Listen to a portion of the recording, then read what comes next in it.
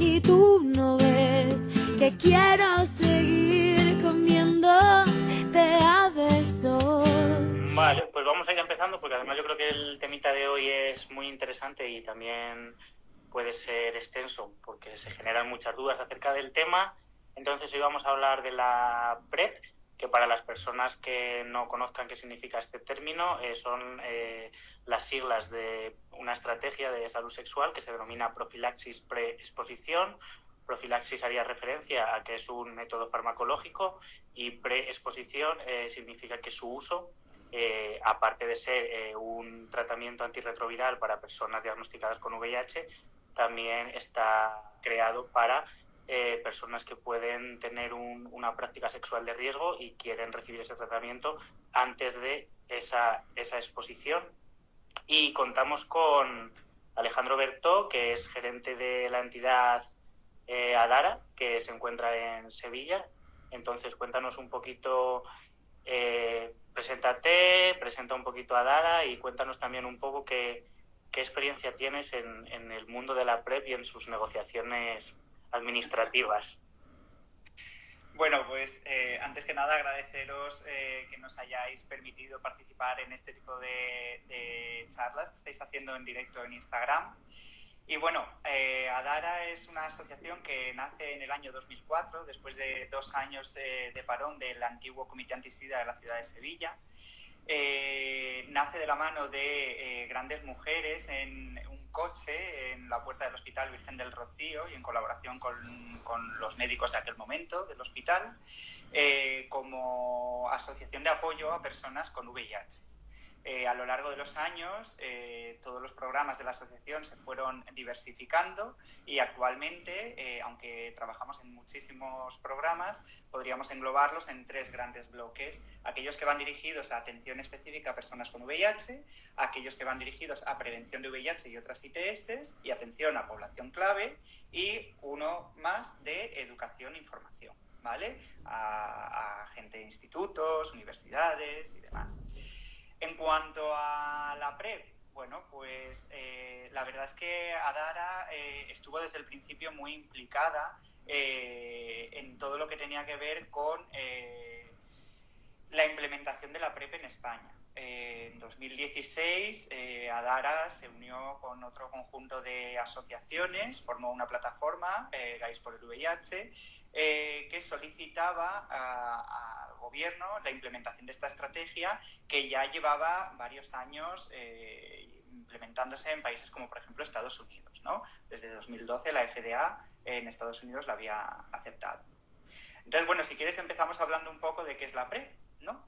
Vale, antes de eso creo que también quería hacer un pequeño homenaje desde este espacio a Reyes, ya que has comentado a Dara. Reyes fue una de las personas que comenzó también la andadura de la entidad y que tristemente falleció hace poquito. Entonces también desde aquí el pequeño homenaje a todas esas personas que iniciaron esta lucha y que por desgracia a día de hoy no pueden seguir acompañándonos. Muchísimas gracias. La verdad es que fue un momento muy difícil. Hemos tenido otros momentos muy similares y difíciles también en la entidad. Reyes ha sido el último momento difícil y bueno, simplemente decir que fue una grandísima mujer, que toda persona que la conoció se ha quedado siempre impregnada de su energía, y que Adara evidentemente sigue brillando por ella y tiene toda la energía de Reyes en su núcleo, ¿no? Muchas gracias. Así que coméntanos un poquito para la gente que no lo sepa, porque yo lo he definido de una manera como muy breve y probablemente un poco injusta en algunos matices. ¿Qué es esto de la PrEP? No, lo has acertado muy bien cuando has hablado de herramienta. La PrEP no es una pastilla, la PrEP no es un tratamiento, la PrEP es una herramienta. A ver, vamos a dar un paso atrás en la PrEP. Hay un conjunto de medidas preventivas que ONU-SIDA engloba dentro de lo que denomina estrategias de prevención combinada, ¿vale? Entonces, entre esas estrategias de prevención combinada, entre todas ellas lo que buscan es disminuir la cantidad o el número de nuevas infecciones por VIH que se producen año tras año. Entre ellas podríamos tener algunas tan básicas, ¿vale? Y que se llevan implementando desde hace mucho tiempo, como puede ser el uso del preservativo, la detección precoz de la infección por VIH, para convertir a la persona en indetectable y por tanto intransmisible, ¿vale? Una persona que está diagnosticada y en tratamiento no puede transmitir el VIH, ¿vale? Entonces hay una serie de herramientas que conforman lo que denominamos estrategias de prevención combinada, y entre ellas tenemos la profilaxis preexposición, ¿vale? Es una herramienta que tiene como núcleo fundamental un tratamiento farmacológico, un tratamiento antirretroviral para personas VIH negativas, ¿vale? Que tengan una serie de prácticas facilitadoras de la infección o de riesgo, como lo queramos ver, ¿vale? Y lo que ayuda es, junto con otras estrategias, a prevenir esta infección, ¿vale? ¿Qué eficacia tiene la PrEP? Pues la PrEP, la eficacia que dan los ensayos es una cosa y la eficacia real es otra. La eficacia de la PrEP, cuando se toma de forma adherente y de forma consistente, la PrEP tiene una eficacia de casi el 99%, ¿vale? En cualquier caso, más del 90%. Los ensayos te dan eficacias del 86%. ¿Qué pasa? Pensemos que un ensayo clínico tiene pues un brazo, o sea, un grupo de gente a la que se le da PrEP, otro a la que no se le da PrEP. Pero eso no quiere decir que toda la gente a la que se le da PrEP se tome bien la PrEP o haya empezado la PrEP sin haber estado infectada. Entonces, os pongo un ejemplo. 3 nuevas infecciones en un grupo de PrEP, en un ensayo clínico. ¿Significa que no ha funcionado la PrEP? Pues mira, precisamente uno de ellos tenía la infección ya antes de empezar a tomar PrEP. Lo que pasa es que estaba en periodo ventana y parecía ser que era negativo, pero no lo era. Y otros 2, ¿vale? Uno no recogió la medicación, es decir, ni siquiera estaba tomándola, y otro, ¿vale?, no la tomaba de forma consistente, con lo cual no había suficiente cantidad de fármaco en sangre como para ser efectivo. Efectivamente, creo que además es muy interesante esas 2 pautas que estás comentando. Lo primero, que la PrEP es una estrategia, una herramienta única y exclusivamente válida para aquellas personas que son VIH negativas, es decir, que se han hecho una prueba que lo certifica. Aquí también ha salido el término de periodo de ventana. El periodo de ventana sería el tiempo que tiene que transcurrir para que una prueba de detección de VIH nos dé un resultado concluyente. No es que sea un tiempo determinado, sino que en función del tipo de prueba que se realice va a tener una duración u otra. Entonces también es interesante que aquellas personas que a lo mejor desconozcan su estado serológico y quieran conocerlo, también pregunten bien a la entidad o bien al profesional sanitario que les haga la prueba cuál es el tiempo que tiene que pasar, porque no es el mismo tiempo si hacemos una prueba de detección rápida que se suele hacer habitualmente de fluidos orales, o, por ejemplo, una serología que se puede hacer en un centro sanitario.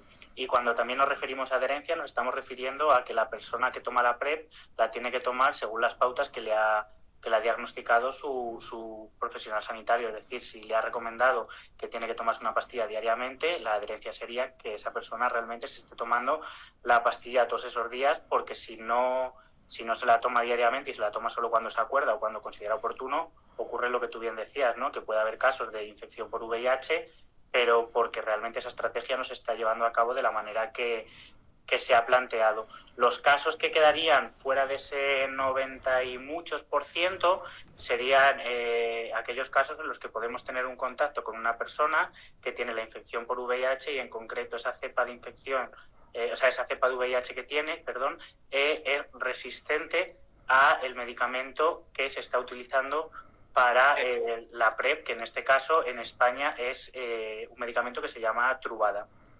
Bueno, es Truvada genérico, ¿vale? Es entricitabina tenofovir, ¿vale? Es genérico de Truvada.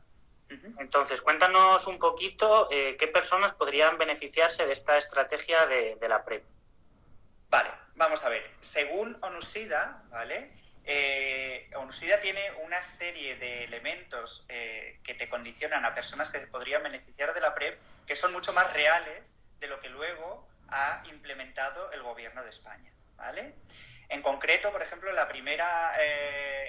primer punto que te da ONUSIDA para poder ser candidato o candidata a tomar PrEP es si no utilizas preservativos con todas tus parejas sexuales, independientemente que seas hombre o mujer, ¿vale? Independientemente. Entonces, A partir de ahí desarrolla una serie de puntos, como puede ser si tenéis una pareja abierta, ¿vale? Si la pareja es abierta, si se utilizan sustancias, lo que denominamos chemsex, ¿vale? El uso de sustancias recreativas durante las prácticas sexuales, si se han tenido varias infecciones de transmisión sexual a lo largo del último año, ¿vale? O si tienes una relación con una persona VIH recién diagnosticada, ¿vale? Una persona que no es indetectable, ¿vale? Entonces, como ves, son situaciones genéricas y que engloban a mucha gente, ¿vale? ¿Qué ha pasado cuando el gobierno de España, después de más de 3 años de estar las entidades sociales detrás del ministerio para que la implementara, definitivamente la implementa? Pues que la dirige a 2 sectores muy concretos. El primero de ellos, y al que va específicamente dirigido, es el sector de hombres gays, bisexuales y otros hombres que tienen sexo con hombres. Y es más, dentro de esta, establece que tienen que ser aquellos hombres gays, bisexuales y otros hombres que tienen sexo con hombres, que tengan más de 10 parejas sexuales en un año, ¿vale? Que practiquen sexo anal sin protección en el último año, que utilice sustancias en contexto sexual, chemsex, ¿vale?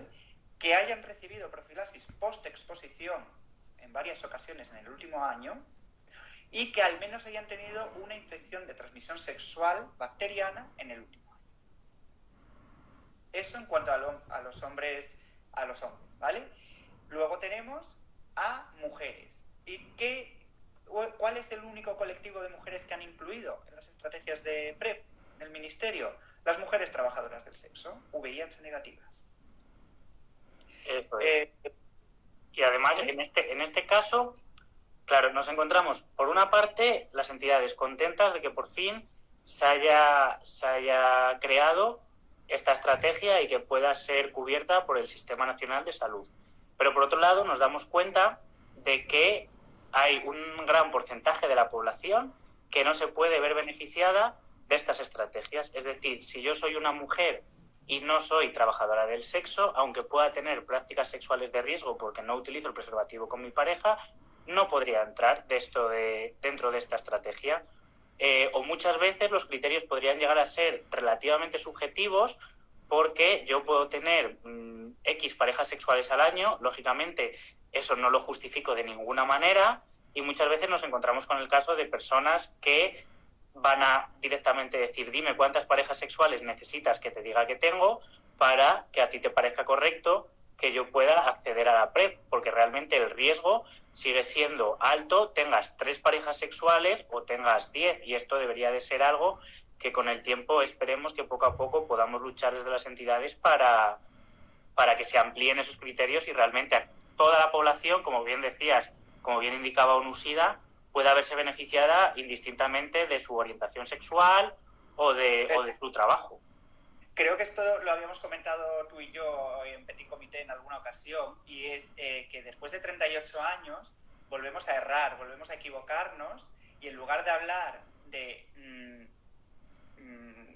volvemos a hablar, en lugar de hablar de prácticas que son susceptibles de que alguien utilice la PrEP, volvemos a establecer colectivos, como hace 38 años. Esa forma de utilizar los términos de epidemiología o que se utilizan en medicina de forma habitual cuando hablamos de epidemiología y enfermedades infecciosas, trasladados a este punto, nos han llevado 38 años de estigma, ¿vale? Volvemos a equivocarnos 38 años después y establecemos una estrategia de prevención, ¿vale?, basada en personas y en colectivos y no en prácticas. Entonces, me parece un error bastante grave. Así es, estáis lanzando diferentes preguntas, las personas que estáis viendo el directo las estamos recogiendo y al final, si no las abordamos en alguna de las intervenciones, os iremos respondiendo al acabar la charla. Vale, entonces que sepáis que las estamos recogiendo. Vale, entonces entendemos que el Ministerio establece esas 2 líneas de actuación de la PrEP, es decir, hombres gay, bisexuales y otros hombres que tienen sexo con hombres, con los criterios que hemos hablado, y mujeres trabajadoras del sexo. Cuando nos referimos a hombres que tienen sexo con hombres, que muchas veces las personas no entienden ese término de si cualquier hombre que tenga sexo con hombres va a ser un hombre homosexual o bisexual. Entendamos que en muchos países estos términos no se pueden utilizar, bien por las connotaciones sociales que tienen, bien por las connotaciones legales también que tienen en muchos países el hecho de que sea ilegal que tú tengas estas prácticas. Entonces, las entidades nos hemos abordado todo este núcleo de población bajo estas siglas, también dando su espacio a las personas gays y a las personas bisexuales, porque entendemos que las circunstancias culturales que rodean a la comunidad gay y a la comunidad bisexual son distintas a las connotaciones culturales que tendrían las personas que se engloban dentro del grupo de hombres que tienen sexo con hombres, que también creo que es importante porque muchas veces la gente dice de dónde viene todo esto. Y si tenemos claro quién puede acceder a la PrEP, ¿también podremos tener claro algún grupo específico que no puede acceder a la PrEP? Sí, claro. Para empezar, por ejemplo, cualquier persona que tiene VIH. Una persona con VIH tiene su tratamiento antirretroviral y punto. Entonces no tiene que, estas personas no está indicada que accedan a PrEP, ¿vale? Parece de perogrullo, pero es verdad que a veces las personas se lían, ¿no? Lo que es el tratamiento antirretroviral y lo que es la PrEP, ¿vale? ¿Qué más personas no pueden acceder a PrEP? Aquellas personas que tengan una enfermedad renal, una enfermedad que afecte al riñón de base, ¿vale? ¿Por qué? Porque uno de los dos fármacos que componen la PrEP puede afectar al riñón. Entonces, se deben buscar otras alternativas. B, ¿vale? Importante. ¿Vale? Tampoco... Dime. ¿Cómo? Habla. Perdona, que te he cortado. Nada. No sé si me habíais oído que tampoco pueden acceder a PrEP las personas con infección aguda por hepatitis B. Claro, de ahí que sea importante, lógicamente, conocer el estado de salud de la persona. Es decir, aunque lo vayamos a abordar más adelante, también existe la posibilidad de comprar la PrEP por internet y tomármela por mi cuenta. Eso no es una estrategia que contemple el Sistema Nacional de Salud Español, pero existe. Entonces, el riesgo que se comete y la seguridad que nos aporta la estrategia de sanidad es que previamente a la PrEP nos van a hacer una serie de pruebas para poder descartar que la toma de este fármaco en concreto pueda producirnos problemas, efectos secundarios o derive en otras sintomatologías, que ahí es lo que tú decías de esos límites que establece el Ministerio, que simplemente son límites físicos o biológicos de posibles patologías con las que no es compatible esta medicación. Eso es.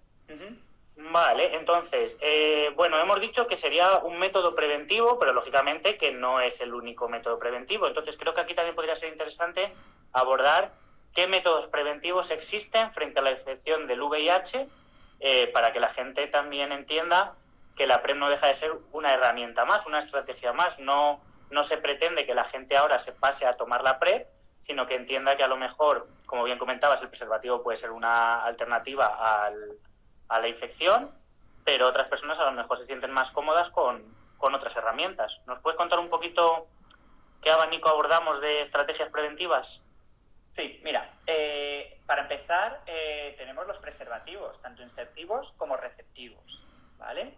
Todo esto viene en función de lo que estábamos hablando. Estamos hablando de prevención de VIH, ¿vale? Entonces la PrEP, per se, te va a prevenir de una infección por VIH, utilices o no utilices el preservativo, ¿vale? Ahora bien, ¿qué pasa con el resto de ITS? Bueno, pues el resto de ITS evidentemente requieren de otras medidas, entre ellas el uso de preservativos insertivos y receptivos, ¿vale? Estos son eficaces cuando se utilizan de forma constante, ¿vale?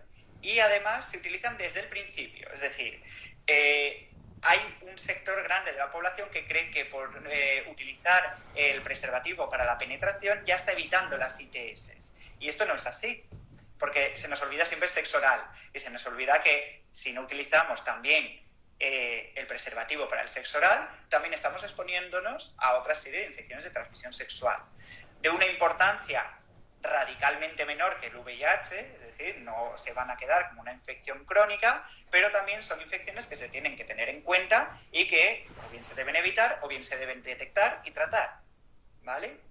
Otra estrategia preventiva del VIH es el tratamiento antirretroviral. ¿Por qué? porque una persona con VIH que está tomando un tratamiento antirretroviral se convierte en indetectable y por tanto no puede transmitir el virus de ninguna de las maneras, ¿vale? Es decir, una persona indetectable es 0% transmisora del VIH. No es que haya una pequeña probabilidad, no, es que no la hay, ¿vale? Luego tendríamos la profilaxis post-exposición, que funciona algo similar a cómo funciona la PrEP, pero cuando ha sucedido ya el evento. Es decir, imagínate que has tenido una práctica de riesgo en la que te has podido infectar. Entonces tú vas a tu centro de salud, a urgencias, dices qué práctica de riesgo has tenido y entonces te dan un tratamiento durante 28 días con un tratamiento antirretroviral durante 28 días que busca evitar una posible infección por VIH. Este tiene un hándicap y es que se tiene que dar dentro de las primeras 72 horas desde que se produce la posible infección, ¿vale? Si han pasado más de 3 días ya no te la puedes tomar porque no va a tener la eficacia necesaria, ¿de acuerdo? Y lo último es en el caso de que haya consumo de sustancias, que cada uno utilice sus propios materiales, tanto el turulo para esnifar como las jeringas, agujas, etcétera, ¿vale? Eso es. Además, también recalcar la importancia de que aunque la post se pueda suministrar en las primeras 72 horas después de la práctica de riesgo, las primeras 6 horas son clave.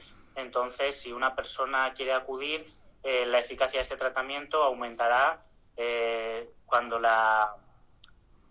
el tiempo que haya pasado desde la práctica sea menor. Cuanto más tiempo pase, aunque si vamos a los 2 días nos la van a poder suministrar, pero la eficacia que puede tener de éxito va a ser ya menor. Y como bien nos están comentando en el chat del directo, esto sería un proceso al que se puede entrar a través de las urgencias hospitalarias. Vamos a una urgencia hospitalaria y nosotros vamos a explicar qué es lo que nos ha ocurrido. El médico o la médica que nos atienda valorará si la situación a la que nos hemos expuesto es de riesgo y en caso de que considere que el riesgo es alto para la infección del VIH nos darán este tratamiento antirretroviral. Vale, si yo quiero acceder a la PrEP, ¿dónde puedo conseguirla? Vale, la PrEP en España se puede conseguir a través de diferentes vías según cada autonomía. En principio, por atención primaria se puede acceder en casi todas las autonomías en las que ya lo han implementado. Esto es verdad que no está implementado todavía en todas las autonomías. Ahora con el estado de alarma, muchas de aquellas que ya lo habían implementado lo han frenado, ¿vale? Pero en teoría, en cuanto el estado de alarma pase y el colapso de los hospitales también pase, volverán a reanudar todos los servicios de PrEP. Entonces, una de las formas de acceder es ir a tu médico de atención primaria y decirle que quieres que te deriven a enfermedades infecciosas porque quieres tomar PrEP.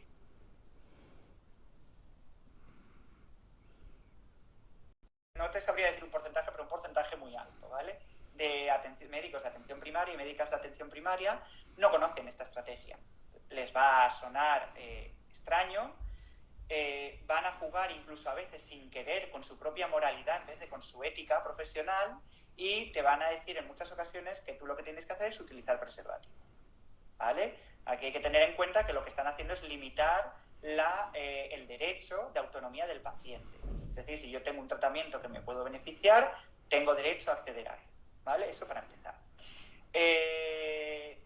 Si atención primaria no funciona o no te encuentras en disposición de ir a atención primaria, en muchas comunidades, a través de las asociaciones VIH, ¿vale? Como ADARA, los comités antisidas, da igual, la que sea, Apoyo Positivo, Barcelona Checkpoint, me da igual, ¿vale? Todas tienen vías de acceso para aquellas personas que quieren entrar en PrEP, poderlas derivar a infecciosas directamente, ¿vale? Poderlas derivar a donde se da PrEP. El caso de Madrid es un poco más especial, porque en Madrid el único sitio donde se da PrEP es en el centro Sandoval, ¿vale? Que es como un centro de ITS grande, muy grande, ¿vale? Es una clínica de ITS que está como aparte del Servicio Madrileño de Salud y que vas allí no solo a PrEP, sino al resto de todo aquello que tiene que ver con tu salud sexual, ¿vale? Pero en general en el resto de autonomías se dispensa en las unidades de enfermedades infecciosas de los hospitales. Para acceder a ellas, como digo, o bien por atención primaria o bien a través de la asociación VIH que haya en tu ciudad. Y una tercera vía que hemos solicitado aquí en Sevilla y que supongo que en muchos sitios también la habrán solicitado es que permitan que por lo menos una o dos personas puedan acceder entrando por puerta. Es decir, personas que llegan directamente sin tener cita a infecciosas, a la unidad de infecciosas, dicen, mira, quiero solicitar una cita para entrar en los programas de PrEP. Entonces allí les cogen la cita, cogen datos y les dan una cita. ¿Vale? Serían las tres formas que tenemos. Eso es, además. Se ha observado además que en aquellos lugares en los que ya se ha implementado la PrEP, la demanda de la sociedad, de los usuarios, ha sido bastante grande, incluso con fenómenos que nosotros hemos denominado así como cariñosamente en la Clínica Sandoval de Madrid. Se ha producido lo que llamábamos la cola de la vergüenza, ¿no? Era este fenómeno en el cual había tanta gente esperando para solicitar estos programas que incluso tenían que hacer cola a la puerta para poder entrar a esas consultas. Entonces, eso también ha sido un fenómeno que ha confirmado que la sociedad demanda esta estrategia y que la considera muy útil. Sí, vamos. En general, todo aquello que tiene que ver con salud sexual está muy demandado. Es decir, el centro de ITS de Sevilla, por ejemplo, está colapsadísimo. Las citas te las dan al mes y medio o los 2 meses, cuando tú llamas por teléfono. Tú vas allí y la sala es una sala grande de espera, llena hasta arriba de personas. Es decir, todas las estrategias que abordan la salud sexual, como son tan poquitas y somos tantos y tantas, suelen estar colapsadas. Luego, como te decía, hay otra forma de acceder a la PrEP, que es aquellas personas que deciden comprársela por su cuenta y tomársela por su cuenta, que es lo que denominamos PrEP informal. Es decir, soy una mujer que no soy trabajadora del sexo y no quiero mentir para poder entrar en una estrategia de PrEP, ¿vale? Pues la única opción que me queda es comprármela, pagármela yo y utilizarla por mi cuenta y riesgo, ¿vale? Y eso aplica para cualquier sector de la población que no se incluye dentro de los programas de PrEP del gobierno y que quieren hacer PrEP por su cuenta, ¿vale? A todas estas personas, lo veremos más adelante, siempre les animamos a que cuenten con las asociaciones de su ciudad para que les den las indicaciones de qué cuidados deben de llevar a cabo cada X tiempo, qué pueden hacer y cómo pueden solventar esa falta de acceso a un programa de PrEP oficial, ¿vale? Por lo menos unos mínimos. Eso es, que por lo menos ya que lo hacen por su cuenta tengan cierta información más que necesaria. Y una pregunta... Dime. Discúlpame, se me ha dado una forma también de acceder a PrEP y es que hay entidades como Barcelona Checkpoint que ellos mismos son los que implementan los programas de PrEP y puedes acceder desde la asociación directamente a la PrEP. ¿Vale? Eso es, aunque este caso también, el último que has comentado, es como muy puntual, porque es cierto que en la mayoría de las ciudades y en la mayoría de las autonomías sigue siendo competencia de farmacia hospitalaria este tipo de medicamentos y no se puede acceder a través de una asociación, sino que simplemente, como bien comentabas, se puede derivar a ese servicio. Y también, como nos están indicando los comentarios, decir que la PrEP, si se accede de manera a través del sistema de salud, es una estrategia completamente gratuita que no supone ningún coste económico para la persona. Hay una pregunta que... Dime. Era muy necesario que fuera gratuita. Pensad que durante 2016, 2017, 2018 ha habido gente que ha entrado en programas de PrEP, gente que la necesitaba, pero porque se la podía pagar por su cuenta y se la compraba. Pero también ha habido muchísima gente que no se la ha podido pagar, o bien gente que no tenía, personas que no tenían muy claras sus prioridades, que eso puede pasarle a cualquiera en la vida, por no gastarse el dinero o no poder gastárselo o no creer que no era necesario, al final han acabado infectándose. Entonces, hemos establecido durante estos 3 últimos años una especie de clasismo muy feo de qué personas realmente han podido acceder a una estrategia preventiva y qué personas no han podido acceder. Eso es, por motivos completamente económicos en este caso. Total. Una pregunta que se suele hacer mucha gente con respecto a la PrEP es, si yo tomo PrEP, ¿tengo que seguir usando el preservativo o simplemente con la PrEP es suficiente? Vamos a ver, el uso de la PrEP, ¿vale?, para prevenir la infección por VIH no exige el uso de preservativos, ¿vale? Y estos son indicaciones de ONU-SIDA. No exige el uso de preservativos, ¿vale? Sin embargo, si tú utilizas un preservativo, no solo vas a reforzar de algún modo ese 1% que pudiera quedar fuera del alcance de la PrEP, sino que te vas a prevenir el resto de infecciones de transmisión sexual. Vas a prevenir infectarte de una posible sífilis, de una clamidia, de una gonorrea, pero como digo, si se utiliza desde el principio, ¿vale? Tengamos en cuenta que utilizarlo solo para la penetración no nos exime que nos llevemos una clamidia, una gonorrea, una sífilis, ¿vale? Entonces, casi diría yo que es más importante establecer una rutina de cuidado sexual, igual que hacemos con el dentista, ¿vale? Una rutina de cuidado sexual cada 3, 4, 5, 6 meses, dependiendo de tu actividad sexual, para detectar rápidamente cualquier ITS y tratarla, y no solo es mejor para ti como individuo, sino que también vas a prevenir al resto de personas que tienes alrededor, ¿vale? Vas a cortar todas las cadenas de transmisión. Eso es.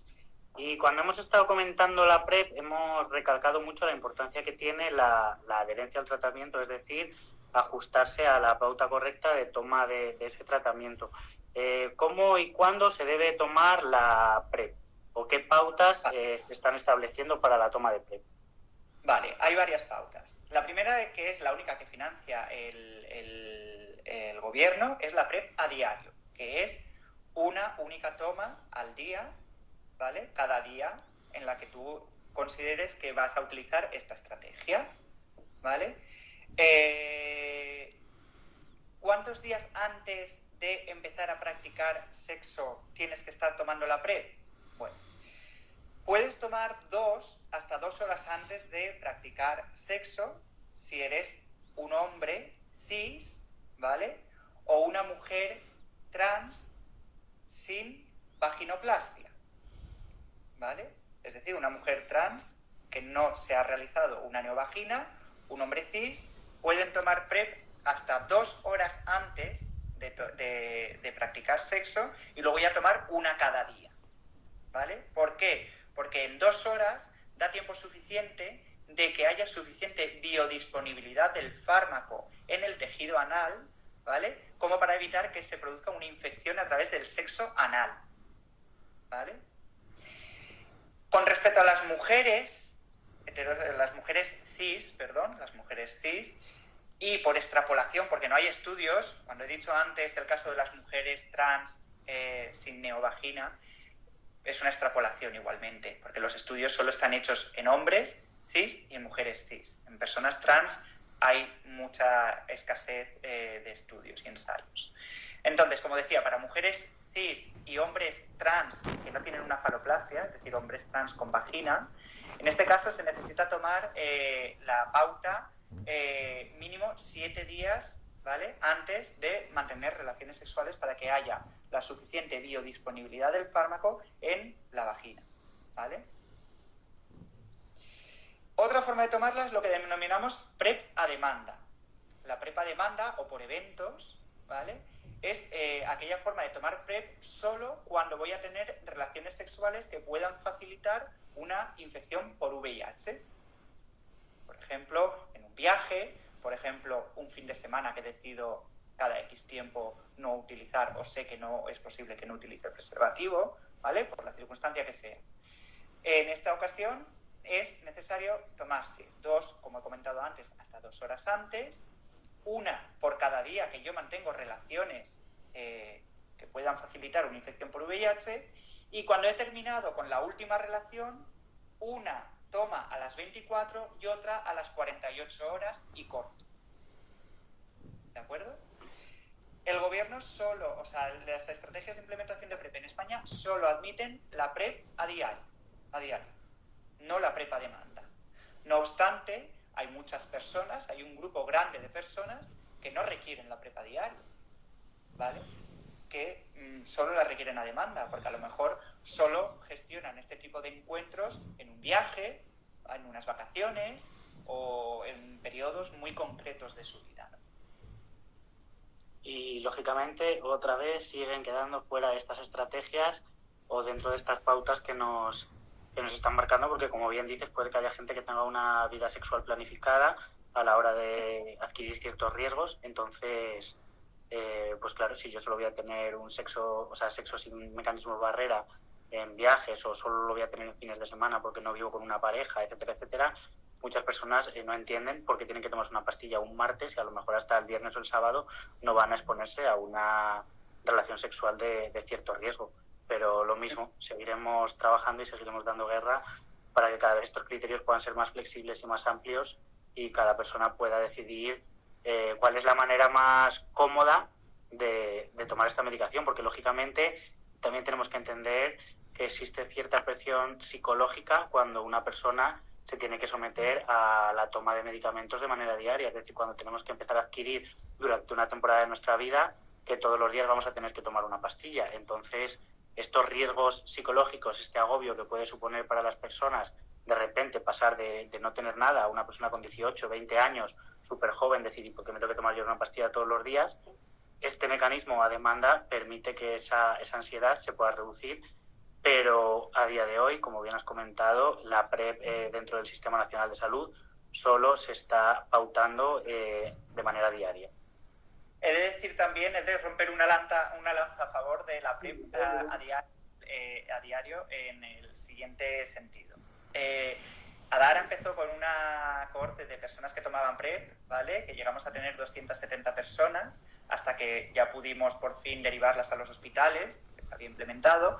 Bueno, decir que empezaron un 29% tomándolo a demanda, y al final del estudio no llegaban al 12% los que lo tomaban a demanda. ¿Por qué? Porque es verdad que los pocos efectos secundarios que puede dar la PrEP, que son digestivos mayoritariamente, se ven acentuados cuando se toma a demanda. ¿Por qué? Porque cuando lo tomas a diario, al cabo de unas semanas suelen desaparecer y ya no vuelven a aparecer, ¿vale? Entonces, claro, las personas que tienen estos efectos secundarios decían, vaya negocio, si yo me la tomo y ahora resulta que empiezo con problemas digestivos cuando voy a tener relaciones. Entonces, como era una forma de gestionarlo un poco difícil, pasaron a tomar PrEP a diario. ¿Vale? Claro, lógicamente al final cada una de las pautas tiene sus pros y sus contras, pero existe, sí que es cierto que cuando la PrEP se tiene que suministrar a diario, va a existir siempre la preocupación de puedo olvidarme un día de tomar esa pastilla, ¿no? Entonces, ¿qué recomendaciones o qué pautas se pueden dar a estos usuarios para mejorar ese recordatorio o para que no se olviden de tomar esta medicación? Vale. Mira, lo primero, antes que nada, tengamos en cuenta el olvido de una toma. No es lo mismo el olvido de una toma cuando lo estás haciendo a diario que cuando lo estás haciendo a demanda. Cuando lo estás haciendo a diario, evidentemente disminuirá una cantidad mínima el fármaco en sangre porque te olvides una toma. Es decir, no va a suceder nada. Incluso si tienes demasiada ansiedad porque te has olvidado esta toma y no sabes si te lo has tomado o no te lo has tomado, porque te tomes 2 en un día no pasa nada, ¿vale? Otra cosa es que lo hagas de forma habitual, digas, ay, no me acuerdo, y que tomes 2 todos los días. Pero si un día se te olvida y te entra la angustia y sabes que no vas a gestionarlo emocionalmente bien y que puedes, pues te tomas otra, y porque te hayas tomado 2 no pasa nada, ¿vale? También es verdad que porque no te la tomes un día tampoco disminuye la cantidad de fármaco en sangre como para ponerte en riesgo. Ahora bien, si la PrEP es a demanda y te vas a tomar 5 o 6 pastillas, porque va a ser solo un fin de semana, evidentemente si te olvidas una, ya la implicación es bastante mayor, ¿vale? La implicación del descenso de fármaco en sangre ya hay que ir con más cuidado, ¿vale? ¿Qué podemos hacer para no olvidarnos? Podemos establecer, pues por ejemplo, siempre tomarla a la misma hora, podemos ponernos alarmas en el móvil, podemos hacernos con un pastillero de lunes a viernes y meterlas dentro para no olvidarte. Es decir, hay muchísimas estrategias, ¿vale? Para no olvidar tomar tu medicación.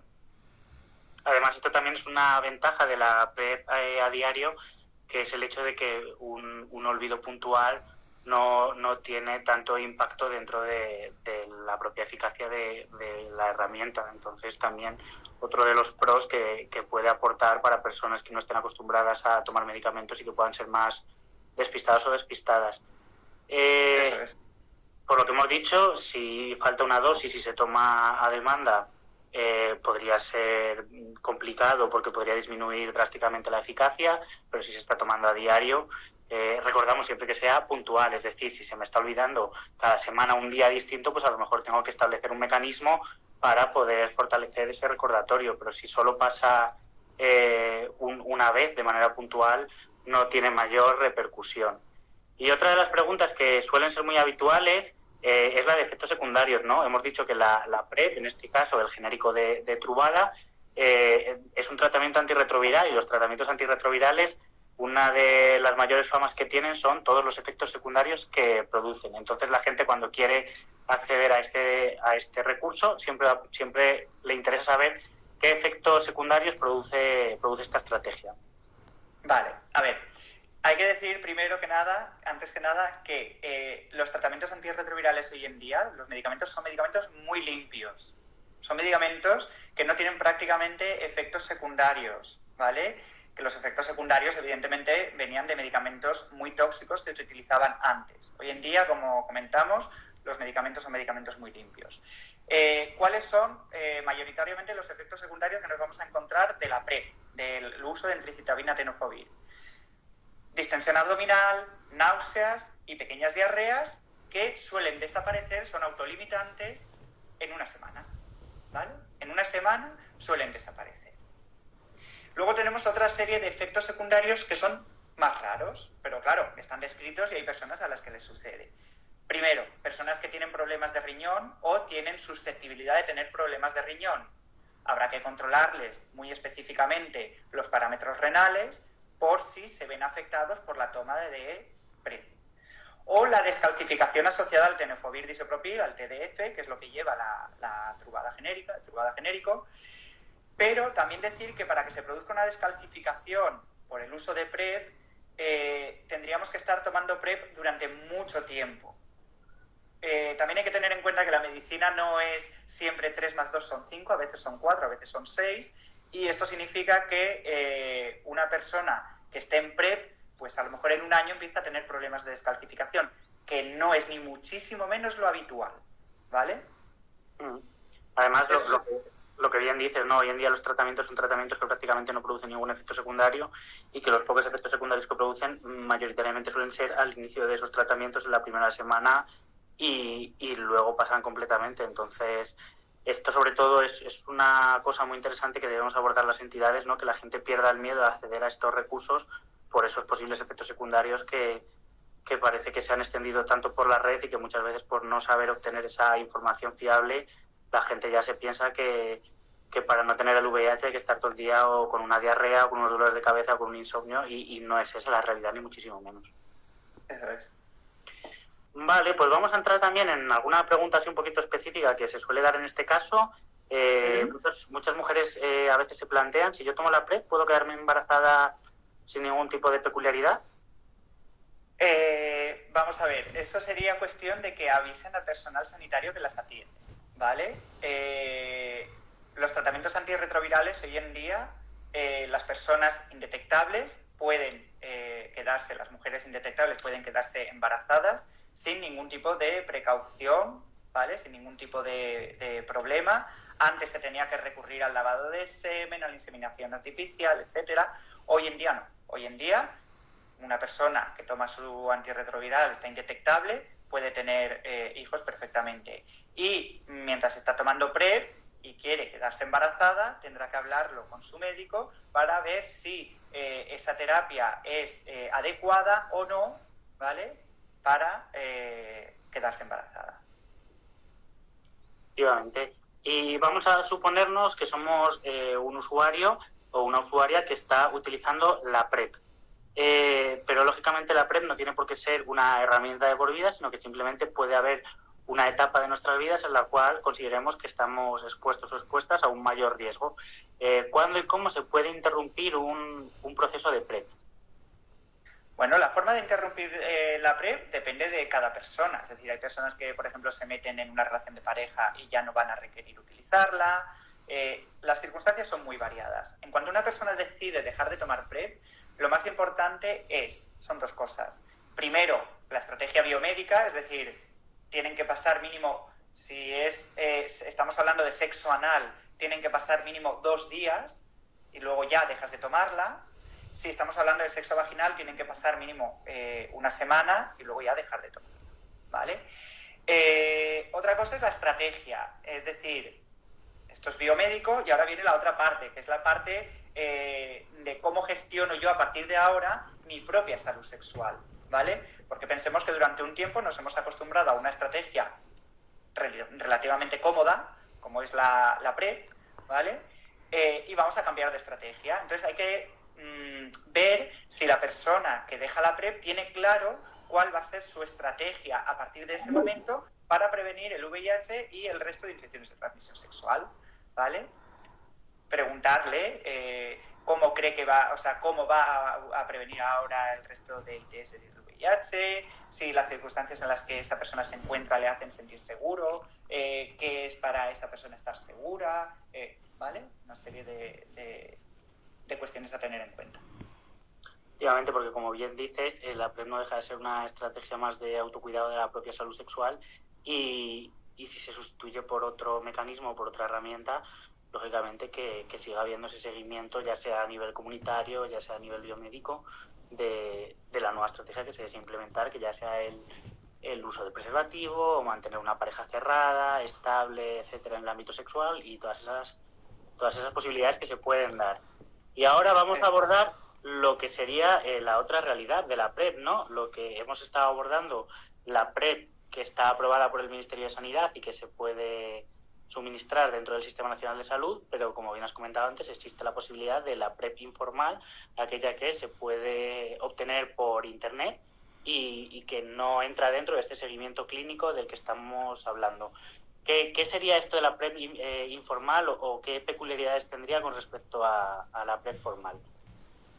Vale, vamos a ver. La PrEP informal nace, ¿vale?, a raíz de el retraso tan impresionante que ha tenido la implementación de la PrEP en España. Pensemos que hubo un punto, ¿vale?, en el que todos los países de alrededor de España, incluido Marruecos, tenían implementada la PrEP y España no la tenía implementada, ¿vale? Y me atrevo a decir que en la mayoría de sitios en España a día de hoy, pese a que está aprobada por el gobierno, no está implementada, ¿vale? Ya no hablo por el estado de alarma, sino en momentos previos al estado de alarma no estaba implementada, ¿vale? Entonces, ¿qué pasó? Pues que hubo una serie de personas que dijeron, ostras, pues habría que ver la posibilidad de si se puede comprar, si no se puede comprar. Hubo organizaciones que se pusieron a trabajar en esto y hubo personas que decidieron comprarla por su cuenta y empezar a tomarla por su cuenta. Esto generó, como he dicho antes, una diferencia muy fea, ¿vale?, en cuanto a personas que podían acceder a esta estrategia y personas que no. Es decir, hemos dejado fuera del acceso durante casi 4 años de PrEP en España a personas que deberían haberse podido beneficiar de ella igual que todo el mundo y no lo hicieron porque no tenían los recursos económicos para hacerlo, ¿vale? Entonces, a partir de aquí, aquellas personas que tenían dinero y se lo querían pagar y se lo podían pagar, bueno, pues la compraban por su cuenta y empezaban a tomar PrEP.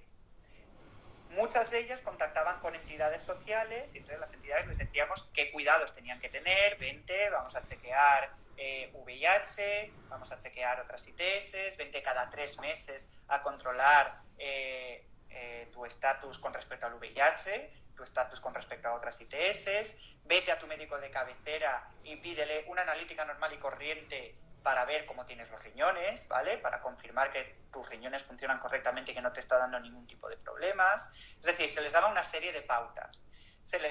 Dependiendo también del perfil del usuario, se incluían en otros grupos de trabajo dentro de las propias entidades, pero luego también es verdad que había personas que se tomaban la PrEP por su cuenta y no tenían contacto con ninguna asociación o con ninguna, ¿no? Entonces, desde muchas asociaciones y a través de los cibereducadores, lo que se hacía era contactar o una labor de acercamiento y rescate de este colectivo de personas que estaban usando la PrEP por su cuenta para incluirla en la estrategia global de prevención que teníamos las asociaciones con respecto a estas personas que la tomaban por su cuenta. Ahora ha cambiado la situación, ya la ha implementado el Ministerio.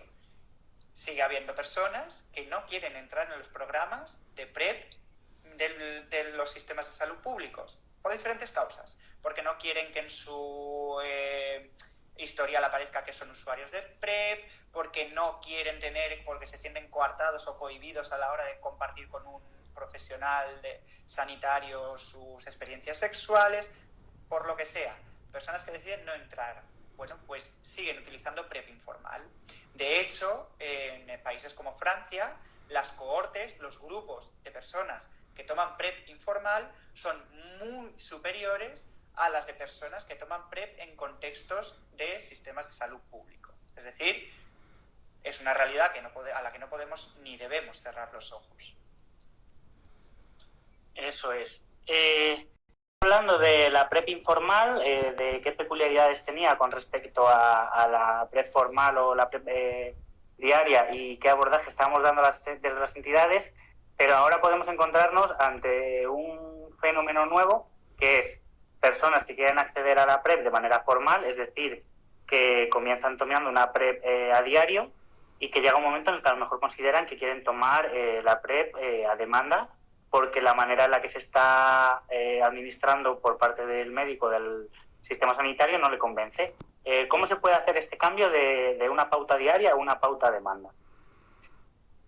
Vamos a ver, simplemente tienen que tener las mismas precauciones a la hora de abandonar la estrategia de PrEP a diario que hemos comentado antes, 2 días, o sea, 24 o 48 horas después del último contacto de riesgo para sexo anal, hasta 7 días para sexo vaginal, ¿vale?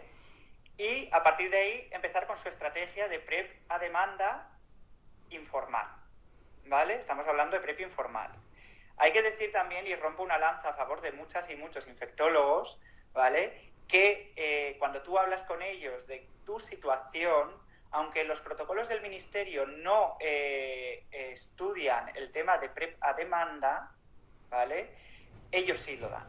Y sí son conscientes de que hay muchas personas que no necesitan tomar PrEP a diario, ¿vale? Entonces, lo primero de todo es hablar con tu infectóloga, infectólogo, preventivista, quien sea que te lleva el seguimiento de la PrEP, para ver si puede cambiarte o entiende que puedes ser beneficiario de PrEP a demanda, ¿vale? El que no quieran dar PrEP a demanda no es que la PrEP a demanda tenga menos efectividad, porque la efectividad es exactamente la misma, y de hecho el ensayo clínico, el GAI, lo que puso encima de la mesa es que la eficacia era la misma. Creo que en el fondo no dan la PrEP a demanda también por una falta de confianza en la capacidad que tenemos cada persona de tomar bien una pauta de medicación a demanda. Pero bueno, eso ya es elucubración mía, ¿vale? Cambiamos a demanda. ¿Que el infectólogo o infectóloga preventivista está a favor? Genial. Que no me queda otra que comprármela y tomármela por mi cuenta, ¿vale? Como he dicho antes, la estrategia de dejarla a diario, como ya hemos comentado, y ahora, antes de tomarla, ¿vale?, tener en cuenta cómo tengo que tomarla. Pues dos horas antes, una por cada día que mantengo mis relaciones, y finalmente, como siempre, una a las 24 y otra a las 48 horas después del último contacto, ¿vale? Y ya está, ¿vale?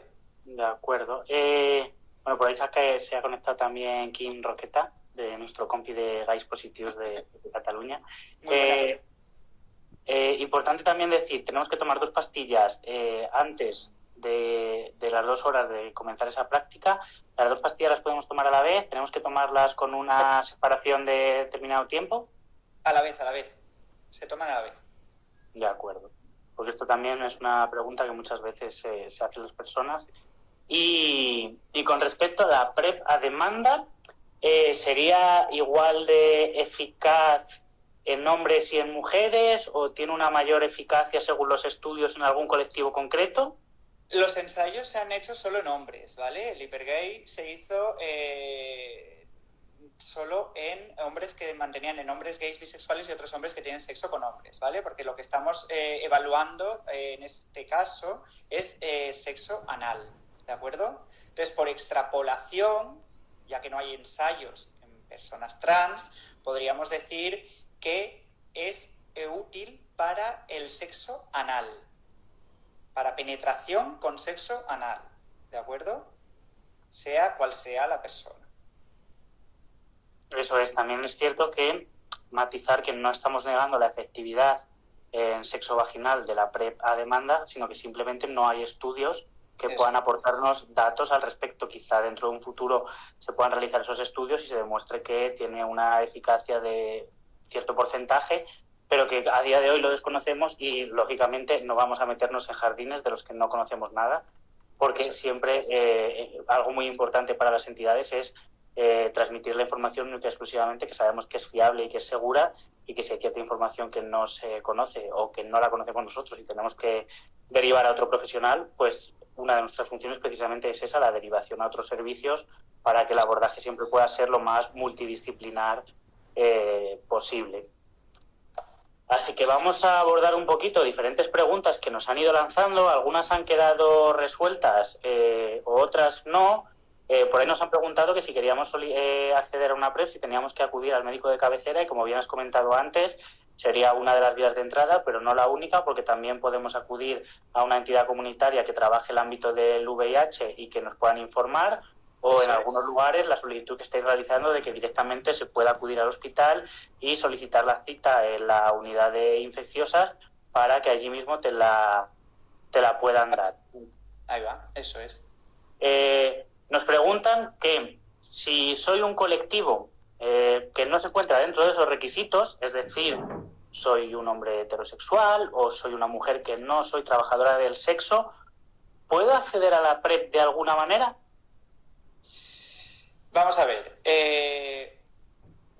puedes acceder a la PrEP o bien mintiendo y haciéndote pasar por uno de los colectivos a los que va dirigida la estrategia. No es ni muchísimo menos lo más ético, ¿vale? Pero tampoco es ético el haber generado estas listas de exclusión tan fuertes para sectores poblacionales que podrían estar beneficiándose de esta estrategia. He de decir también que muchos profesionales se niegan a acatar estas listas, y que yo conozco casos de mujeres que están tomando PrEP sin tener que decir que son trabajadoras del sexo, ¿vale? ¿Qué va a pasar? Pues que va a depender mucho de la buena voluntad de el profesional con el que te toque trabajar. Entonces, vas a tener tres situaciones: o bien cuentas la verdad y te aceptan en un programa de PrEP, o bien mientes para que te acepten en un programa de PrEP, ¿no? Como el corto este de indetectables de alto riesgo, ¿no? Riesgo por todas partes, sí. A mí, por arriba, por abajo, por un lado y por el otro, ¿no? O bien accedes a PrEP informal. Te la compras por tu cuenta, contactas con tu asociación más cercana para que te diga qué cuidados tienes que llevar a cabo, y te la tomas y haces PrEP por tu cuenta, ¿vale? Eso es. Importante recalcar que si se decide llevar a cabo un proceso de PrEP informal, siempre es recomendable acudir a una entidad comunitaria para que nos aporten la información adecuada con respecto a otros cuidados que tenemos que seguir y otros chequeos que nos tenemos que hacer. Y también es uno de nuestros nuevos objetivos en el futuro, las entidades comunitarias, poder realizar formaciones conjuntas con el personal sanitario para también hacerles entender muchas veces que las necesidades que tienen los usuarios y usuarias que acuden a sus consultas no se centran única y exclusivamente en aspectos biomédicos, sino en aspectos psicosociales, comunitarios, culturales, y que también tienen que tenerlo en cuenta, que muchas veces tenemos la suerte de encontrarnos con un profesional sanitario que sí que entiende la situación que estamos, sí que entiende que estamos asumiendo un riesgo y, como tú bien dices, decide aportarnos esa estrategia, y ya ese médico lo justificará en sus estadísticas de la manera que lo considere, pero otras personas deciden ceñirse única y exclusivamente a las pautas que llegan, y muchas personas quedarían completamente excluidas de eso. También hay que tener eso, que en estos programas hay una parte fundamental, ¿vale? En los programas de PrEP, como hemos comentado al principio, no es solo la pastillita y ya está, sino que hay una parte fundamental que es el counseling, ¿vale? No hemos hablado de él en todo este tiempo porque creo que eso daría para otro directo, ¿vale? Pero el counseling es una parte fundamental que te permite trabajar con la persona que tienes delante todos los aspectos que tienen que ver con su salud sexual. Todos, absolutamente todos. Emocionales, prácticas aparte de lo que es prácticas de consumo, gestión del ocio, es decir, te permiten acceder a una información tremenda de la persona. El aplicar aquí una buena estrategia de counseling mientras estás utilizando la estrategia de PrEP. Eso es. Por ahí nos han preguntado que el preservativo muchas veces tampoco nos puede proteger frente a ITS si nos referimos al sexo oral. Entonces ahí sobre todo nuestro mensaje es romper ese mito de que el preservativo única y exclusivamente cumple su función cuando estamos hablando de penetraciones. Es decir, el preservativo también tiene su papel dentro del sexo oral. Puede que haya personas que decidan utilizarlo en las penetraciones, pero no en el sexo oral. Eso es una decisión de cada persona, pero el preservativo nos protege frente a cualquier práctica y por lo tanto también se puede utilizar en las prácticas de sexo oral. Por ahí nos han preguntado cuál sería, si sabemos cuál es más o menos el coste que está teniendo la PrEP informal cuando la persona se tiene que hacer cargo de ese coste económico porque no entra dentro de la seguridad social. Vale, pues en cuanto a la PrEP informal suele rondar en torno a los 100 euros cada 3 meses. Si te la tomas a diario, es decir, 30 euros un bote de 30 pastillas, 1 euro cada pastilla. Es lo que suele estar costando. Ahora bien, si tú vas a tomarla a demanda, es mucho más barato todavía, porque a lo mejor 3 botes, porque se compran en lotes de 3, ¿vale? 90 pastillas, en vez de durarte 3 meses, te pueden durar 6, 8 meses o incluso un año, ¿vale? Depende de cómo gestiones tú el uso de esa PrEP. Eso es. Por ahí también nos habían preguntado que aunque la PrEP nos proteja del VIH, pero no de otras ITS, si contraer una ITS podría aumentar el riesgo de infección por el VIH, y desde aquí confirmamos que padecer las ITS aumenta la probabilidad de infección por VIH, porque lógicamente que haya una infección por VIH, si hay una infección de transmisión sexual concomitante, es porque precisamente la mayoría de ellas generan, por ejemplo, una úlcera, una llaga, y entonces ahí van todas las células del sistema inmune a luchar contra esa llaga, esa herida, y entonces lo que hacemos es acercar las células diana del VIH al VIH, ¿de acuerdo? Entonces, realmente estamos provocando una inflamación, van ahí las células del sistema inmunitario y acercamos la diana del VIH. Entonces, bueno, simplemente decir que si tú estás tomando PrEP, tengas una sífilis, una clamidia, una gonorrea, un tricomonas, un micoplasma, me da igual, la que sea, no va a hacerte más susceptible a infectarte por VIH porque estás tomando PrEP y hay fármaco en sangre que impide que haya una infección por VIH. ¿Vale? Cuando hablamos de que una ITS incrementa la posibilidad de infectarte por VIH, ¿vale? Estamos hablando si no estamos tomando PrEP. ¿Vale? Pero si estamos tomando PrEP, esa premisa no vale. Eso es. Por ahí nos han hecho una pregunta de un estudio concreto que yo desconozco, yo no sé si tú conocerás. Es un estudio que se está haciendo en Barcelona Checkpoint sobre los usuarios que están tomando PrEP y la incidencia que pueden tener estas personas por infección del COVID-19. Yo, por mi parte, la información que puedo dar es que aquellas personas que actualmente tienen infección por VIH se ha demostrado que no tienen una mayor vulnerabilidad siempre que esa infección esté controlada y sean indetectables, por lo tanto intransmisibles, y que las pautas que tienen que seguir las personas con VIH son las mismas pautas que tiene que seguir la población en general. Sí que es cierto que aquellas personas que puedan tener unas células inmunitarias CD4 muy bajas, es decir, inferiores a 200, ahí sí que entraríamos en ese colectivo de personas que pueden ser más vulnerables, pero que en el caso del VIH podría ser podríamos ser vulnerables a cualquier infección oportunista, ya sea la de COVID o ya sea cualquier otra, y que también puede darse el caso de que una persona que no tenga VIH pueda tener también unos niveles de CD4 inferiores a 200 por otro tipo de patologías. Entonces sí que está claro que las personas que viven con VIH no tienen una mayor probabilidad de adquirir la infección de COVID-19, y con respecto a la PrEP o a este estudio concreto, yo desconozco si tú tienes un poquito más de información al respecto. Los datos que tengo de este estudio son los mismos prácticamente que tienes tú. Es un estudio que están intentando, lo que están, más que un estudio, es algo observacional, porque un ensayo es otra cosa. Es una perspectiva observacional de si aquellas personas que están tomando PrEP, ¿vale? Y no es PrEP solo, sino entricitabina tenofovir, que también forma parte del tratamiento antirretroviral de muchas otras personas, ¿vale? El tratamiento antirretroviral de muchas personas lleva estos 2 componentes más un tercero o un cuarto, ¿vale? Dependiendo, 3 o 4 componentes, ¿vale? Bueno, en cualquier caso, lo que están viendo es si entricitabina tenofovir, que es lo que también lleva la PrEP, podría atenuar la sintomatología de una posible infección por coronavirus.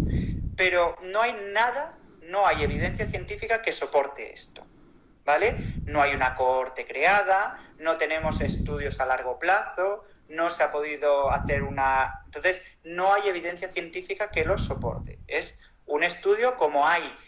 creo que el otro día leí yo que en 15 días la Agencia Española del Medicamento había aprobado 12 ensayos distintos con tratamientos antirretrovirales y otro tipo de tratamientos hacia el coronavirus. O sea, desde los ensayos con los antimaláricos, como la cloroquina, hidroxicloroquina, etcétera, con antirretrovirales, como puede ser tenofovir, entricitabina o cualquier otro, a el Redensivir famoso también, que están haciendo ahora ensayos en Chicago, parece que están funcionando estupendamente. Es decir, hay muchísimos ensayos ahora mismo en marcha. El otro día leí hasta la ivermectina, que la ivermectina es un antiparasitario que se utiliza para la sarna, por ejemplo, entre muchas otras cosas, ¿vale? Que parecía ser que los australianos habían encontrado que la ivermectina funcionaba a las 24-48 horas contra el coronavirus. Pero bueno, esto ya es salirse de lo que estamos hablando. Desde ahí, desde OMSIDA Zaragoza, dicen que te gustan mucho los térmicos farmacológicos. Bueno, lo siento, de formación profesional, lo siento, de verdad. Por ahí nos han preguntado que si podemos recomendar algún tipo de plataforma, algún tipo de lugar que sea más fiable a la hora de poder obtener información o poder acceder a una PrEP informal. Desde Adara, ¿qué plataformas o qué páginas estáis recomendando? I want PrEP now, quiero PrEP ya, ¿vale? Es la que solemos recomendar. Con respecto a si son fiables o no, os comento, los laboratorios del 56 Dean Street es una de las clínicas más famosas de VIH-ITS en Reino Unido, en Londres, ¿vale? Los laboratorios del 56 Dean Street lo que hicieron fue analizar todos estos fármacos que venían de India mayoritariamente y que se compraban para tomar la PrEP por informal, y vieron, y de hecho lo podéis acceder en su página, vieron que tenía la cantidad de entricitabina y tenofovir que tenía Truvada, es decir, eran fiables totalmente. Eso es. Y bueno, por último nos han hecho una pregunta que también es una pregunta para las entidades actualmente, y es que desde que se aprueba en noviembre de 2019 el uso de la PrEP dentro del territorio español, ¿qué comunidades han implementado esta estrategia y qué comunidades no la han implementado? Y sí que es cierto que, como bien has comentado, desde que se declaró el estado de alarma sabemos que hay una parálisis total, y es decir, que no ha habido ningún tipo de avance en aquellas comunidades que nos estaba estableciendo. Yo no sé si más o menos tienes una idea general de cómo está el mapa de España actualmente con respecto a esto. Bueno, pues para empezar, por desgracia, el tema del estado de alarma es verdad que lo que ha hecho es no solo paralizar que entren personas nuevas a esta estrategia, sino que aquellas personas que ya estaban dentro se queden sin su medicación, ¿vale? Han dejado de dar medicación, han dejado de realizar seguimientos, en fin. Entiendo que los seguimientos y demás quizás debían pasar a un segundo plano, puesto que especialmente los médicos de infecciosas estaban implicados en el coronavirus, ¿vale? Los médicos de infecciosas que ven VIH estaban implicados directamente con el coronavirus. Un seguimiento no se podía hacer, pero por lo menos el acceso a la medicación considero que ha sido un grave error, ¿vale? Cortar el que las personas puedan seguir tomando su medicación, ¿vale? Porque ahora nos vamos a encontrar con un problema, y es que cuando acabe el estado de alarma y la gente pueda hacer cierta vida normal, ¿vale? Pueda volver otra vez a salir, incluso ahora que no se puede salir, hay determinadas personas que no pueden gestionar bien la soledad, no pueden gestionar la falta de sexo y lo siguen manteniendo, ¿vale? Siguen manteniendo sexo y sin entrar a valorar si está bien o está mal, es una realidad. Y es una realidad que les hemos quitado una estrategia, que nos vamos a encontrar con que nos hemos olvidado de una pandemia que en este caso en España es epidemia, con la que estamos luchando, que es el VIH, para hacer frente a otra, que es el coronavirus, y hemos olvidado que todas esas personas que estaban tomando PrEP ya han dejado de tomarla porque no pueden. Nos vamos a encontrar que antes de empezar a volver a tomar PrEP van a tener que pasar todas esas personas otra vez por un cribado previo de VIH, los cribados de ITS y demás, antes de volver a reincorporarse en los programas de PrEP. Con respecto a qué autonomías habían empezado programas de PrEP, sé poco, es decir, vamos a ver, sé autonomías que estaban todavía en pleno proceso de quién, cómo y dónde. Asturias, Cantabria, tenían más o menos un plan, pero que todavía no habían empezado, y había autonomías como Cataluña, Madrid o Andalucía que sí que habían comenzado ya con los programas de PrEP, ¿vale? Entonces, lo que os comentaba, hay 17 reinos de taifas en este país, 17 sistemas de salud público distintos, y en cada sitio se accede de una forma distinta. Lo normal, médico de atención primaria, asociaciones VIH de tu ciudad, o bien por puerta en la unidad de infecciosas, o por ejemplo Madrid en Sandoval, que funciona de forma independiente y tienes que ir allí a solicitar cita y entrar en los programas de PrEP, o bien Barcelona, que tenemos Barcelona PrEP Point, donde tú irías a tomar PrEP en un centro comunitario directamente.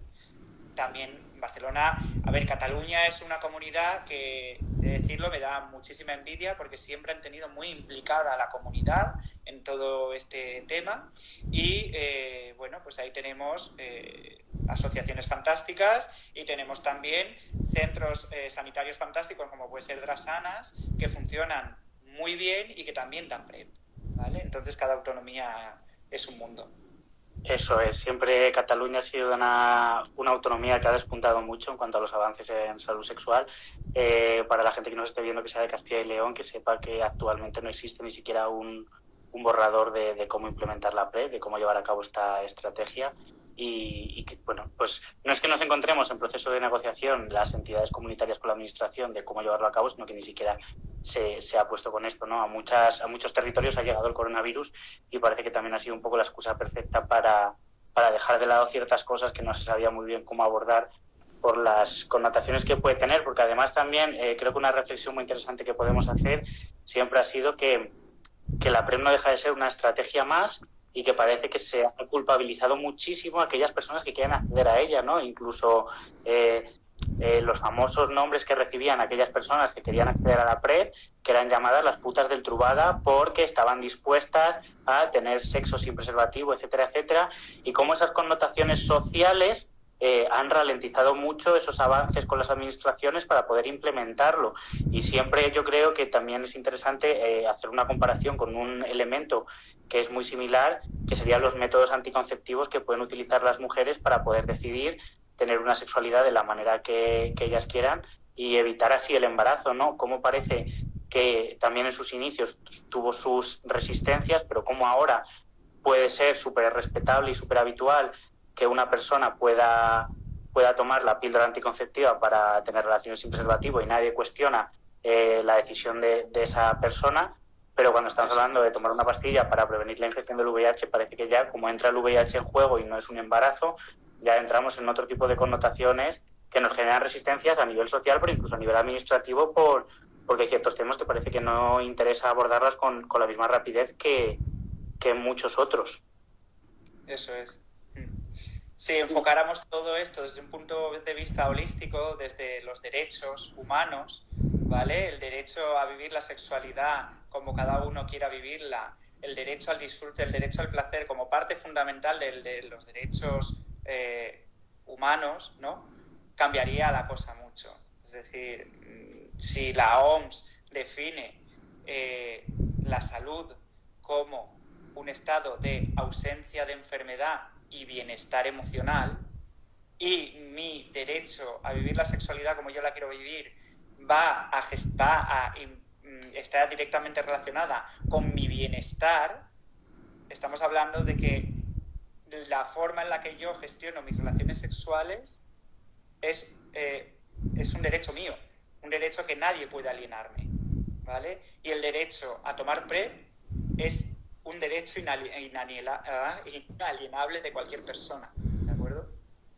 Eso es, además, por ahí parece que se estaba generando un poquito el debate sobre la importancia que podía tener el preservativo o no. Es muy importante que tengamos en cuenta que las entidades de ámbito comunitario luchamos siempre desde una perspectiva de derechos sexuales y también luchamos desde una perspectiva de reducción de riesgos. Siempre hemos condenado esos mensajes tan imperativos que han sido lanzados por las administraciones de póntelo, pónselo, no te arriesgues, sin condón, como aceptando que el no preservativo, aparte de ser una conducta socialmente mal vista, también era asumir un riesgo, pero que no teníamos ese derecho a asumir ese riesgo. Simplemente desde las entidades recalcamos que el preservativo es una herramienta, suele ser la herramienta más utilizada y que más conoce la población, pero que existen muchas otras y que lógicamente cada persona tendrá que decidir qué estrategia le conviene más o menos. Nosotros nunca vamos a vender el preservativo como algo mejor o algo peor, sino que lo que queremos hacer es hacer llegar a la persona que la decisión de qué método quiere utilizar tiene que salir de la propia persona, y que lógicamente intentamos que nuestros mensajes sean lo menos imperativos posibles y se basen en eso, ¿no? En mostrar una herramienta más, una opción más, y la importancia que tiene que la propia persona tome esa decisión, porque si una persona no quiere usar un preservativo y los únicos mensajes que le llegan es úsalo, úsalo, úsalo, todavía se van a generar muchísimas más resistencias a la conducta del uso constante del preservativo. Totalmente. Además que es que el uso del preservativo siempre lo han vendido relacionado con el miedo. Es que a ti no te da miedo, es que a ti no te da miedo, nos han hecho crecer con el miedo, ¿vale? Y el miedo ha generado llegar a donde estamos ahora. El miedo a todo esto ha generado el no hablar las cosas claramente. El miedo al sexo. Yo cada vez que un médico dice ¿por qué se producen nuevas infecciones de VIH todos los años? Se ha perdido el miedo. Digo, esa persona será un infectólogo estupendo o una infectóloga estupenda. Ahora, la realidad social del VIH no la conoce en absoluto. O sea, que baje del pedestal y que mire a su alrededor, ¿vale? Porque miedo sigue estando ahí. Pero el miedo no debe ser la base sobre la que se construye ninguna estrategia, ¿vale? Porque el miedo lo que hace es algo tan sencillo como me da pánico saber si tengo VIH, no me hago la prueba. Como no me hago la prueba y no lo sé, voy a llegar a desarrollar posiblemente una fase SIDA, voy a continuar las cadenas de transmisión sin saberlo, ¿vale? Es un ejemplo muy tonto de a dónde nos lleva el miedo, ¿vale? Ya no hablo de cómo te puede cargar emocionalmente el miedo y cómo puede desembocar en una relación patológica con tus relaciones sexuales, ¿vale? Ahí ya, eso ya es otra cosa. Entonces, el miedo no sirve para nada. El preservativo está ahí y encima de la mesa tenemos que poner cuantas más herramientas mejor, para que sea la propia persona la que sepa elegir cuál le va a funcionar mejor y en qué momento. Porque además, por favor, no nos olvidemos que las etapas en la vida cambian mucho y nuestra vida sube, baja, da una vuelta y da otra. Entonces, en un momento necesitaré una herramienta, en otro momento necesitaré otra y mi vida va a cambiar mucho. La PrEP no es para toda la vida. Un tratamiento antirretroviral, hoy en día, de momento, sí. Además, eso ha sido un tema que se ha cuestionado mucho, ¿no? El coste-efectividad que puede tener la PrEP, y ha quedado más que demostrado que en cuanto a coste y efectividad resulta menos costoso para un sistema sanitario aportar un mecanismo preventivo como es la PrEP comparado con asumir las infecciones que se están produciendo de media en los últimos años y el coste que tienen esos tratamientos antirretrovirales de manera crónica y ese gran coste que supone. Y como bien dices, eso mismo, no perder el miedo, tenemos que ser responsables de nuestros actos, tenemos que tener respeto a las infecciones de transmisión sexual y tener claro cuándo estamos asumiendo ciertos riesgos y cuándo no. Pero asumir riesgos no es malo, sino que simplemente es una decisión de cada uno y que tiene que tener consciente esas consecuencias que está asumiendo. Y yo creo que también es un poco esa función que tenemos las entidades de ámbito comunitario con respecto a la sanidad, esos proyectos compartidos que hacemos de que ya estamos cansados de escuchar otra vez lo mismo, para la próxima ten cuidado, no me des estos sustos que nos dicen los médicos, como diciendo, pero qué susto te estoy dando si la persona que puede estar infectada soy yo, no tú. Y si yo estoy aquí, ya tengo bastante con venir y decir, me preocupa que puedo tener una sífilis, una hepatitis o un herpes o lo que sea, como para que encima venga otra persona y me diga, pero es que ten un poquito más de cuidado porque no quiero que me des estos sustos. Pues cuidado tengo el que yo considero que tengo que tener, igual que muchas veces se habla de de lo que es el uso del preservativo en el sexo oral. Pues lo mismo, ¿no? O sea, si hay personas que no quieren utilizar el preservativo en el sexo oral, es completamente aceptable y completamente lícito. Simplemente explicar que existe un riesgo de transmisión de ITS y que lo entiendan y que a raíz de eso decidan su sexualidad como cada persona considere. Claro, y simplemente establecer unas pautas de cuidado de salud sexual. Es que es muy sencillo, o sea, es muy sencillo. Nadie está diciendo, oye, el que utiliza el preservativo o un campo de látex para hacer un cunilingus o un anilingus, es decir, el que utiliza métodos barrera desde el principio de sus relaciones, oye, chapó, muy bien, de verdad que me quito el sombrero y yo lo refuerzo. Pero también es verdad que no es la inmensa realidad. La realidad de la inmensa mayoría de las personas es que se utiliza el preservativo, si se utiliza de forma consistente, solo es para la penetración. Es decir, una minoría lo utiliza también para el sexo oral. Entonces, creo que es más importante, o estamos llegando a un punto en el que es más importante abordar la sexualidad de una forma holística, de una forma integral. Y decir, bueno, yo tengo relaciones, como tengo relaciones, lo suyo es que yo chequee mi estatus, mi salud sexual cada 3 meses, cada 5 meses, cada 6 meses, cada el tiempo que yo estime necesario. ¿Vale? Pero para esto es verdad que necesitamos contar con el apoyo fundamental de los colectivos médicos, ¿vale? Y que los médicos dejen de las gafas de la moral y se pongan las de la ética profesional. No los deberías, tendrías que, porque no lo has usado, sino no lo has usado, tal cual, sabes que existen este otro tipo de herramientas preventivas a las que puedes acceder de esta forma, de esta forma, de esta forma, y ahora vamos a hacerte una prueba de esto y de esto. Punto. Y que no pongan barreras, ¿no? Porque incluso en muchos lugares te exigen que justifiques a lo mejor una prueba de ITS con alguna práctica de riesgo. Es decir, todavía hay lugares en los que se siguen ofreciendo resistencias de... Vengo a hacerme una prueba de ITS. No, pero es que si no has tenido ninguna práctica de riesgo, pues no te la voy a hacer. Pues, totalmente. Casos de estos te podríamos contar muchísimos, igual que cualquier entidad. O sea, que eso... Así que yo creo que la base y el futuro de todo esto está precisamente en esa red de colaboración que tenemos las entidades comunitarias, que nos permite conocer las peculiaridades, las particularidades y los efectos potenciales que tenéis algunas entidades de poder realizar determinados estudios o de poder recibir un mayor... Al final las entidades, las ONGs conocemos la realidad, ¿vale? Porque cuando lo que llega voluntariamente a un médico, la realidad está camuflada, ¿vale? Y nunca una persona se desnuda igual delante de un médico que de tú a tú. Efectivamente, y además es cierto que cuando tú acudes a un profesional sanitario, acudes porque ya tienes un motivo, es decir, porque ya ha pasado algo y acudes para ver cómo ha podido influir. Las entidades de ámbito comunitario precisamente estamos un paso por delante, es decir, estamos para que puedan acudir a nosotras antes de que haya pasado nada para obtener toda esa información y poder hacer todo ese abordaje. Así que creo que realmente esta sinergia que se establece entre entidades, el poder conocernos y el poder compartir esos recursos que vamos obteniendo es la base para que poco a poco podamos construir esa salud sexual y esa normatividad dentro de hablar de la propia sexualidad que es más que necesaria y que ha quedado más que demostrado que la población lo está demandando, porque cada vez que se realiza un proyecto nuevo están acudiendo en masa para poder beneficiarse de todos estos recursos.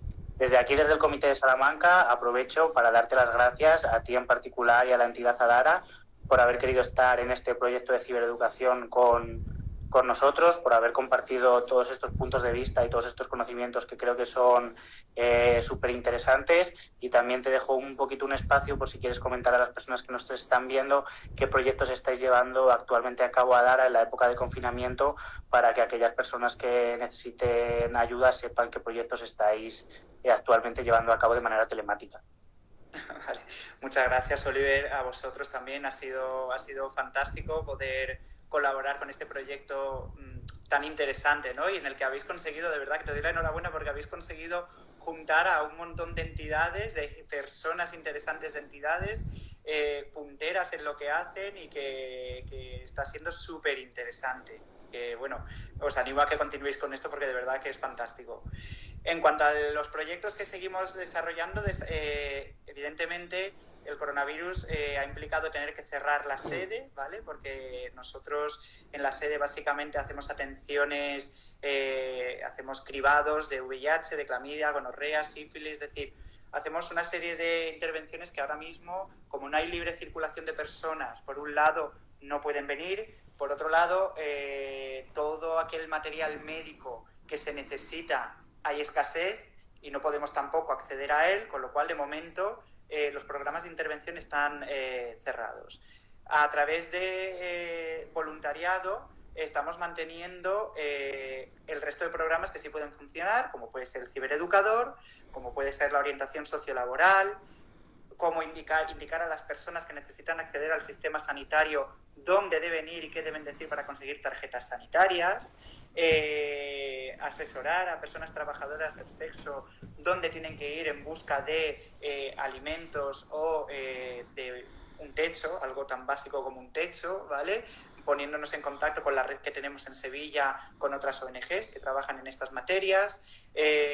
Seguimos trabajando los pares en contexto hospitalario, lo que hacen es recoger medicación antirretroviral de las personas y llevarla a casa de aquellas personas que por vulnerabilidad no pueden salir, ¿vale?, a la farmacia hospitalaria por los medicamentos. Y bueno, desarrollamos todos aquellos programas, el programa de cibereducador, todos aquellos programas que se pueden llevar a cabo a través de teletrabajo, se siguen haciendo. Eso es, yo creo que precisamente los cibereducadores de las entidades hemos sido los únicos que no hemos notado ninguna diferencia con respecto a lo que está pasando, pero sí, es muy importante recalcar todos estos proyectos. Y para la gente que estaba preguntando un poquito sobre el futuro de este proyecto, la semana que viene lo finalizaremos, pero lo finalizaremos con 3 charlas súper interesantes. Colgaremos la publicidad este fin de semana, abordaremos salud sexual en personas mayores con la colaboración de la Fundación 26 de diciembre. Abordaremos también la sexualidad en mujeres con Tania, que es la sexóloga que colabora con la entidad Adara y que le va a dar un enfoque estupendo a esa realidad tan infravalorada y secundaria en el mundo de la sexualidad. Y acabaremos haciendo una reflexión de la situación actual que tiene la salud sexual en España y qué objetivos de futuro nos marcamos con Iván Zaro, que es trabajador social de la entidad Imagina Más, y que además nos contará un poquito cómo también están trabajando desde Madrid todo este tipo de cosas. Así que os deseo a todas y a todos un estupendo fin de semana, que podamos disfrutar de él dentro de la normalidad que presentan todos estos días, que son todos iguales. Y el lunes nos seguimos viendo por las redes. Muy bien, Oliver, muchísimas gracias, de verdad. Un besazo enorme. Besito fuerte. Y tú no ves que quiero ser